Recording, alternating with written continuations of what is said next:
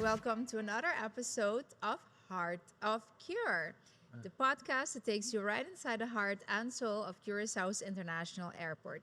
Yes, today's episode is in English because this is an episode which we have a very special guest. I'm your host, Joanna Costa Gomez, and let me introduce to you Johnny Anderson, the CEO of Curacao Airport Partners. So we're diving into the world of airport management today and a little more into the mind, the soul, the heart, and the vision of the one that's now leading what we are doing right here now in Curacao on the island. So, Johnny, welcome.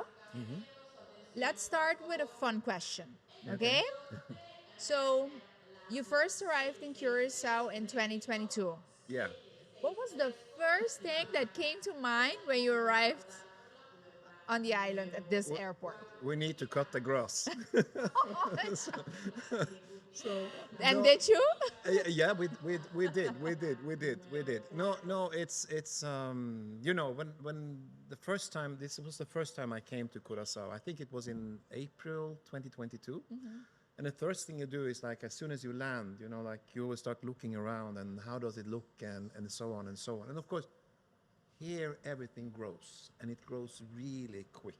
You have all of the elements in place for grass to kind of Thrive. triple its size, like within nearly hours.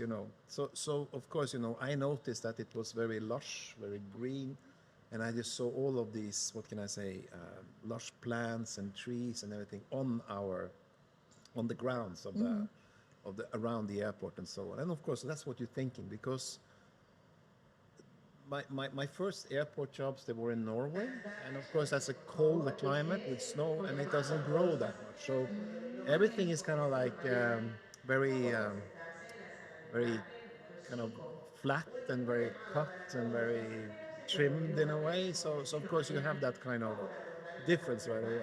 But I mean like that was if you ask me that was my That first. was your We first need to thought. cut the grass. You So come from Norway? yeah, I'm from Norway. You come from Norway. I mean, it's not every day that you find No. a Norwegian CEO of an airport in the Caribbean. Yeah. But before you arrived to Curacao, I mean, you have a very impressive career. You've managed several airports all around the world. How many airports have you worked Oh, at, like in total? yeah. Okay, but you also have to see it from a point of view that I have managed networks of airports, several Interesting. airports in a network, and then I've managed single airports. So in total, if you look at both the networks of 5 airports, I've managed 5 airports in Norway. I managed 18 airports in Kenya in East Africa. And then I have managed a few in between. In total, I managed 24 airports. With Curacao being the only one in the Caribbean? Yeah, this is my first time in South America, Latin America, and this is also one of the reasons why I really wanted to come here. Oh, that was what I Yeah, was gonna ask yeah. because So how come did you say no, yes to this no, job? Did you apply for the job? Or did they go out and headhunted let me you? say somebody reached out to me. That's Okay. kind of how it works. So somebody reached out to me and asked me if I could be interested in working in this part of the world. And And what? then yeah, and then after I learned what airport it was, then I started to look into the traffic and uh, what markets does it serve, what kind of challenges does it have, how big is the home market, and which airlines are operating on the to the airport and so on. And then I started to think, wow, this is actually really interesting because it's a mix of long haul flights, the ones that comes from Europe, the big aircrafts, the KLMers and the TUIs and the big aircraft, and then you have the regional ones that comes from North America, Canada, east coast of North America, and Miami, and then you have Colombia, you have Brazil, like and all of these markets are really really different. And then on top of that, when you have these domestic markets with these smaller aircrafts, the DVDs, and also with Easy Air, that kind of do the island hopping, and all of that together, it kind of puts a mix into how to run the airport to become very interesting. And I hadn't done that before. So that was the So pull for me, that factor. was kind of the pull of coming here. And then the they asked they asked we ended up with talking about me coming here because they really needed somebody that could help them kind of come out of the pandemic because the we all remember the pandemic. We were sitting basically home. We couldn't go too much out, and we could for sure not travel as often or as we wanted to. So of course the aviation sector it really suffered, and of course the airport hardly had any traffic, you know, like during that period compared to what it has today. So the airport was really suffering, both from, of course, a financial point of view, because all of your revenue comes from you need traffic to actually be able to generate revenue, to support the operation, to do investment, to maintain everything that is on the airport, and you also need passengers to buy your food and beverage, to visit the restaurants and doing, buy things at the airport. So with the pandemic, everything kind of Flattened. flattened out and there were hardly any here. So they were really wanting to try to find a new direction and so on. And what did you bring to the table? I mean, okay, so you I, accepted the challenge and you yeah, came, and what was your vision or your plan into making it all thrive once again? yeah, no, I think that since I come from the airline industry, I come from the aviation, I'm coming from the flying ones. I come from Scandinavian Airlines. That's kind of the same as KLM, but just in the Scandinavian context, Norway, Sweden, and Denmark's kind of airline. And I came from that one, so I understand, and I worked for several airlines. SAS, it's called a regional airline called Widerøe, and then also another airline called a Baltic. So I come with an airline knowledge about what do the airlines want, and what are their needs and so on. And then I have a mix of being working in several parts of the world, so I'm able to I see things maybe from different perspectives than with somebody who may just have one market experience, but also only airport experience. I do have that customer, the airline as a customer experience. And I done a lot of turnarounds. I turned around most of the airports that I've been part of. So I come in, I try to find a new direction, I try to restructure, and then I hopefully find a new direction that is beneficial for the airport, for the airlines, for the passenger, and of course for the destination. And this, in this context, of course, Curacao as the country, and this is the gateway. So yeah. Because what role does Curacao Airport Partners have, if any, into getting airlines to come to our island through the airport? Oh, very important one. We are the ones that reaches out to the airlines, and they reach out to us. If So no, not the tourist board, but airport no, partners we first. do it together with them. Okay. Of course, we do it together with them. But at the end of the day, they're going to operate to and from. It's like we have the highway, and we kind of manage the highway that they drive on. So they need to understand: can I operate to this airport? What kind of facilities do you have? Are you able to operate to this airport at these times? And can you help us with so many different things and so on? So we have people that work specifically and only with this. And of course, we do it together with the tourism board. We have a fantastic relationship with them. We also do it with the association charter, with the association of the hotels, and also, of course, with the government as because together, that's actually the thing that really makes us very strong. When we approach a new airline and telling them, you have a fantastic opportunity by operating to Curacao. You can make money flying to this airport. Because at the end of the day, the airlines are flying here because they make money here. They are not doing it to be nice or because they think that Curacao is so beautiful or that the people are so friendly. No, they operate here to make money. If we see, if we talk about making money, Curacao Airport Partner also needs to make money. Yeah, that's true. How does Curacao Airport Partner do that? So, what are you tasked with? as Curacao Yeah, Airport yeah, partner. So, what is it that you do, and yeah, how do you make it profitable? yeah. So we are what we call a concession holder. A concession holder is somebody who has been contracted by the government to manage their assets. In this case, it is the airport in that sense. So the government owns the airport, but we are kind of renting it, and we pay a concession fee. We pay a rent for actually renting it. But in that rent, they have also told in that rent agreement that we have that we need to develop the airport. So they have an expectation to us saying that you need to make sure that we have capacity, that you have modern facilities, that you have capacity to handle the traffic that is coming, and you have to also promote the airport and the destination towards airlines and other markets to bring passengers to us. And the way that we make money is, of course, that the, the, the passengers, they are coming with the airlines, and the airlines, they are paying for usage of the airport. And then the passengers that are using the airport and boarding and deboarding, we want to kind of provide them with services that they are willing to pay for. So when you kind of arrive to the airport, you are using the airport, and the airlines pay us a fee for that one.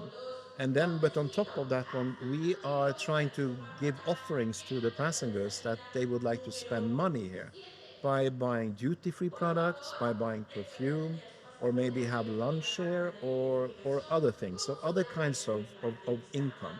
So the way that we make money is basically two different ways. We have it on fees, and then we have it on commercial products. So that's the mix that we make, how we make money. What has turned out to be the biggest challenge you would say in the last years that you are now CEO of our Curaçao's International Airport of Curaçao Airport Partners? What has been the biggest challenge into getting this done? If you compare it also with your experience at other Yeah, airports, no, what has been the no. biggest challenge or something typical of I Curaçao? mean, like, right now we are experiencing a growth that is just incredible. I mean, like when I came in 2022, if you look at 2022 as a full year, then we had 1.4 million and 60,000, 1.4 million passengers in 2022 total, traveling to Curacao and traveling from Curacao Airport. In now, this year, in 2024, 2 years later, we're going to have 2 million passengers. So we have an Wow. increase of 600,000 in just 2 years. And of course, that's over 30% increase of passengers. And of course, what you have then is that you are having issues with the facilities from a capacity point of view, because what you see is like the airlines would like to fly during a certain period of the day.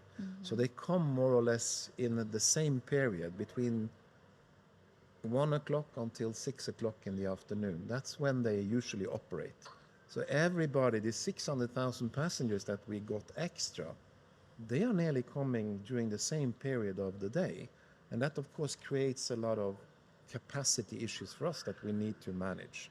So, so I'm having a positive challenge. Let me say it like this. But it still is a challenge because of handling all of these additional passengers that are coming. But we would like to provide them with the best possible service that we can offer them, because this is a leisure destination, and we are competing with all of these fantastic islands that you see in the Caribbean, or for that matter Mexico, or for that matter other destinations around in our region, where we would like passengers or guests to come and stay, to spend their vacation or whatever with us. Because what we are seeing is that I call it the new oil for Curacao.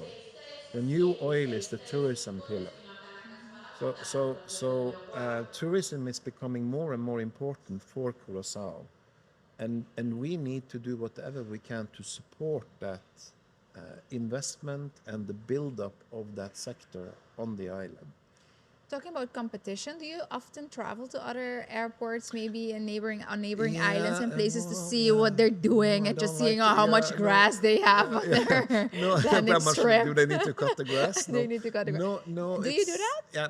I have not. I have been to Aruba, of course, and Bonaire. I'm going to Saint Martin now next month, but I haven't been too much around on the other islands. In the Dutch Caribbean, yes. So, but I hope to see more of the. I've been to Bahamas and so on and seen those, but those are very different because the sizes are very big compared to our airport.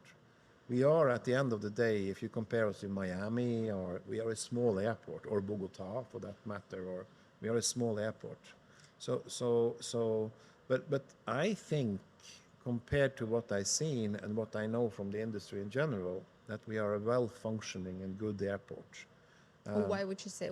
Based on what do you come to No, that first of conclusion? all, the processing times are, even if you experience queues at this airport, the processing times are pretty low, you know. So when you arrive to Curacao, let's say that you come from North America, and you arrive from New York or whatever in the winter, I kind of have the vision of saying that, okay, as soon as you land, it should not take more than 2 hours from you are kind of leaving that aircraft until you can, put your feet in the sand on the beach. And I think we are able to deliver on that one. So we are very focused on the processing times, that it's very quick and easy to get when you land through all of the processes of the airport, and then, like get to your destinations. Because, the people that visits us, they would like to start that vacation as soon as possible. And the travel itself and the journey through the airport, that's not what they came for. They came to visit the destination and to really relax and enjoy the beach and whatever we have to offer. And for me, that's the vision. And from that point of view, I think we are delivering. But we are being challenged now because we are getting so much traffic at the same time. And we have been growing so quickly. Because I was not expecting these numbers before in 27, 28.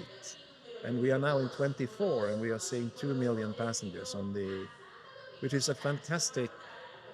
I'm really grateful, but it also comes with some challenges that we need to address. To address, will we be able to surpass these Yeah, obstacles? short term, yes. But you also have to look into what is happening on the island. It's not like, I think today we have around 8,500 hotel rooms and Airbnbs that is available for guests to use.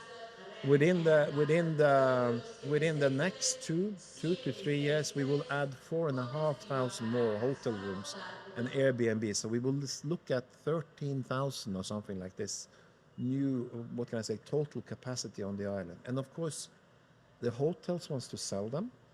The Airbnbers, of course, they want to offer them to the market, meaning there will be a bigger demand out there for visiting Curacao if everything goes okay. That means that we will see more passengers beyond the 2 million that we are seeing today.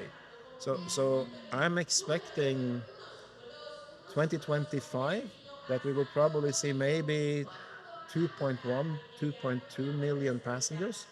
And then we are starting to have issues that is not solved by managing queues or moving buses away from the curbside or improving, having e-gates that is quicker and efficiency. Then we need to look into, okay, do we need to actually expand our areas for certain things? Do we need to add checking counters? Do we need to add immigration counters? Do we need, then comes the really tough questions. And we will face that in a couple of years' time. So we are going into a critical phase now where we need to make some decisions together with the government about what what should we do, and how should we do it. Very interesting. One might even say a luxury problem, a nice Yeah, problem yeah, to have. yeah. No, it's a luxury. It's a nice problem It's to a have. nice problem to have. It's a Yeah. nice problem to have. What would you say is the most important skill that you have acquired over the years? that might help you in facing this So obstacle? let me say there is one thing about. Let me talk about Curacao first. I think the cooperation, the partnership between the airport, the asset owner, that's Curacao Airport Holding, the CTB, the Curacao Tourism Board, and the Ministry of Economic Development, that partnership is very, very strong. And that has been promoting, the island in a unique way, I would say. And that is really one of our strengths. I would even compare it, if compared to other islands or other destinations, I would say that that's really our strongest card. And for me, that's something that makes a difference for promoting this island out there. We are really kind of hand in glove and really promoting and lifting the destination out there. And then also I would say that we have been moving from the refinery industry as the primary, what can I say, the most important pillar on the island, towards tourism, hospitality as the new pillar for us. We may be needing to find other pillars too, but right now, tourism represents. I mean, what I understand, the GDP for Curacao is around 6 billion guilders per year. That's what we're gonna hit this year, around 6 billion. I may be wrong. I didn't check the latest one, but we, the tourism sector, including the airport, we represent 2 billion of that one. It's a huge amount of money that is being generated from that industry, and we have moved from the refinery part, production industry, To towards service. hospitality within nearly just a decade. So what we have done here on Curacao is actually quite unique in many aspects, because moving from industrial activities to hospitality for people, for everybody who lives there, I think that's a huge, huge challenge. And I'm really proud of what I see today on Curacao by people, by everybody who is serving in the restaurants, the young ones, the ones that has been with us for longer times, the service that they provide to a very, very, what can I say, demanding customers, because people expect a lot these days. The way that we do it, that's something that really is a strength as I see it, and something that I'm very, very proud of. So you're very proud of your colleagues here I too. am, I am, but I'm also very proud of the hotel sector, the people that works in the hotel, and that's a very, very challenging business. And the restaurants, in the bus companies, the taxis, I'm really proud of the way that the whole society has the community has embraced the opportunity that tourism brings, and really try to level it up. So, so I really see that we have potential for the future.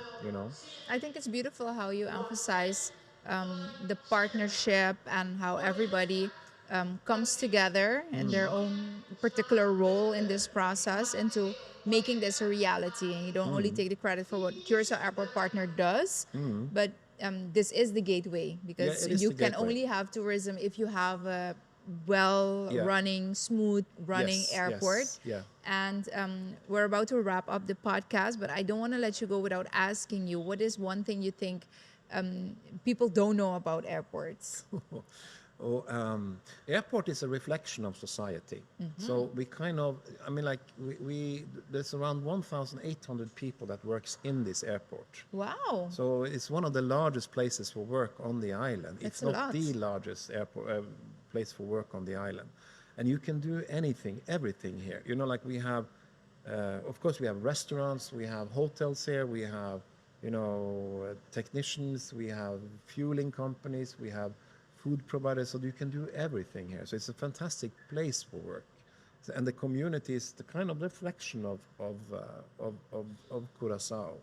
So from that point of view, I mean, like the partnerships that we do together with the airport community, and that's also really a big contributor to the to the airport product and what we are offering everybody. But there's one word of caution that I would like And with? to mention when it comes to, we have to be careful that we don't end up with mass tourism. We are a small island. We are a small island in all aspects, and we have the population is 150, 160, 170,000 people, maybe a little bit more, but we are a very small island, and we have to be careful with growing too fast and too much also, because we want to have a sustainable tourism, like on the island.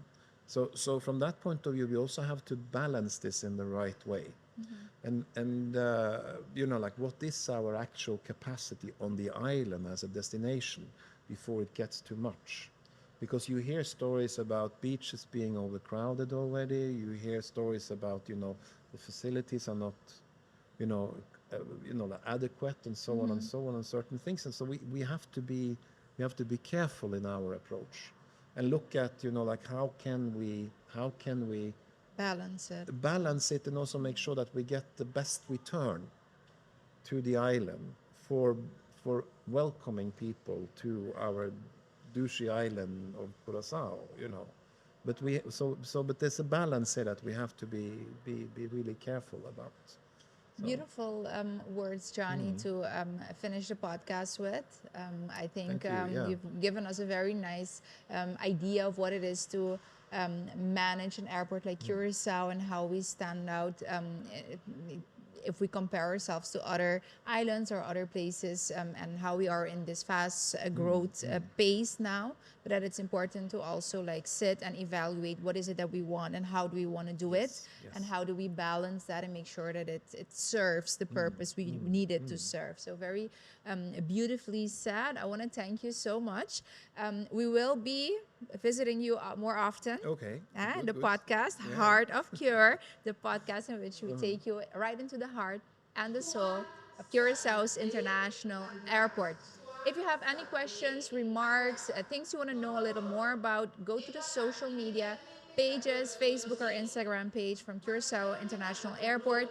And of course, the team will be happy to answer, and make sure to like and follow these pages as well. Johnny, thank you very much.